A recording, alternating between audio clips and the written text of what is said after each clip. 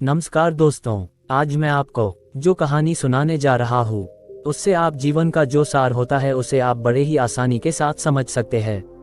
तो चलिए कहानी शुरू करते हैं। एक बार की बात है, एक बार एक व्यक्ति जीवन का सार समझने के लिए बहुत ही उत्सुक था। उस व्यक्ति के मन में यह सवाल बार बार आ रहा था और वह जीवन का सार समझने के लिए दूर पहाड़ी पर जहाँ गौतम बुद्ध का दरबार लगता था उस दरबार में जा पहुँचता है। गौतम बुद्ध के दरबार में पहुंचने के बाद काफी समय के बाद वह अपनी बात गौतम बुद्ध के सामने रखता है। उसने गौतम बुद्ध के समक्ष अपना सवाल रखा कि भगवान, जीवन का सार क्या है? आप मुझे जीवन का सार आसान शब्दों में समझा दीजिए जिससे कि मैं उसे अपने जीवन में उतार सकूं। तो भगवान गौतम बुद्ध ने उस व्यक्ति से एक सवाल पूछा और वह सवाल ये था कि क्या आपकी कोई संतान है, आपके पास कोई पुत्र है या पुत्री है? तो उस व्यक्ति ने कहा, हाँ भगवान, मेरे पास एक संतान, एक बेटा है। फिर गौतम बुद्ध ने दूसरा सवाल पूछा कि क्या आपके भाई के बेटे हैं? उस व्यक्ति ने कहा, हाँ भगवान, मेरे भाई के पास भी एक बेटा है। फिर भगवान गौतम बुद्ध का तीसरा सवाल था कि क्या आपके गांव में कोई ऐसा व्यक्ति है जिसके पास संतान तो है लेकिन आपसे उसका बहुत जान पहचान नहीं है? उस व्यक्ति ने कहा, हाँ भगवान, ऐसे बहुत सारे लोग हैं। इतना पूछने के बाद भगवान गौतम बुद्ध ने उस व्यक्ति से सीधा सा सवाल किया कि मान लीजिए अगर आपके बेटे की मृत्यु हो जाती है तो आपको उस समय कैसा महसूस होगा? उस व्यक्ति ने कहा, भगवान, यह आप मुझसे क्या सवाल पूछ रहे हैं? मेरी तो पूरी दुनिया ही तबाह हो जाएगी। मेरे लिए तो मेरा बेटा ही सब कुछ है। इसके बाद भगवान गौतम बुद्ध ने उस व्यक्ति से दूसरा सवाल पूछा कि मान लीजिए अगर आपके भाई के बेटे की मौत हो जाती है तो आपको उस समय कैसा लगेगा? उस व्यक्ति ने इसका सीधा सा जवाब दिया कि भगवान, मुझे दुख होगा लेकिन उतना नहीं जितना कि मेरे खुद के बेटे की मौत पर मुझे होता।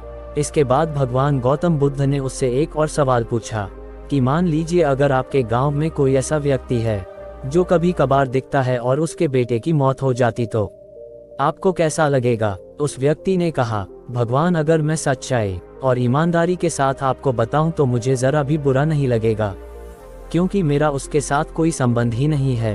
तो भगवान गौतम बुद्ध ने इसके साथ साथ एक और सवाल उसे व्यक्ति के सामने रखा जो कि यह था कि कभी कभार आपका बेटा आपके साथ समुद्र के किनारे गया है? उस व्यक्ति ने कहा, हाँ भगवान, मैं उसे कई बार समुद्र किनारे लेकर गया हूँ। भगवान गौतम बुद्ध ने उस व्यक्ति से सीधा सा सवाल किया कि कभी उसने समुद्र के किनारे कुछ रेत के महल वगैरह, घर वगैरह बनाए हैं? उस व्यक्ति ने कहा, हाँ भगवान, बहुत बार ऐसे रेत के महल उसने बनाए हैं। तो भगवान ने उस व्यक्ति से पूछा कि कभी ऐसा हुआ है कि बच्चा रेत का महल बनाता हो और समुद्र की लहरें आती हो जो कि उस रेत के महल को गिरा देती हो? उस व्यक्ति ने कहा, हाँ भगवान, ऐसा बहुत बार हुआ है। भगवान गौतम बुद्ध ने उससे सीधा सा सवाल किया कि क्या आप उस समय रोते हैं? उस व्यक्ति ने कहा, नहीं भगवान। और क्या बच्चा उस समय रोता है?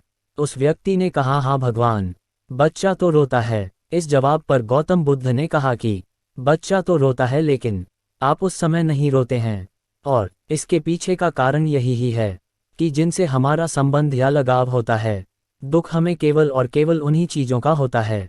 उसके अलावा हमें अन्य चीज़ों का दुख नहीं होता है क्योंकि हमारा उनसे कोई संबंध ही नहीं होता है।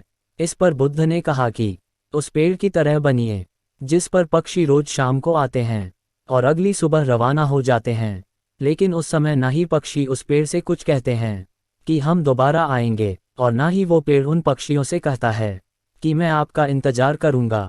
उस पेड़ की तरह बनिए, यही जीवन का सार है। जिसने इसे पहचान लिया उसका जीवन सफल हो जाएगा। अगर इसे आपने अपने जीवन में उतार लिया तो आप बहुत ही खुशहाल जीवन व्यतीत कर सकते हैं। दोस्तों, ये कहानी आपको कैसी लगी कमेंट करके जरूर बताइएगा और अपने मित्रों के साथ शेयर जरूर कीजिएगा जिससे कि यह जानकारी उन्हें भी मिल सके। दोस्तों, यदि आपको कहानी पसंद आई हो तो चैनल को जरूर सब्सक्राइब कीजिएगा और बेल आइकन को प्रेस करें जिससे कि हमारी हर नई वीडियो आप तक सबसे पहले पहुंचा करे।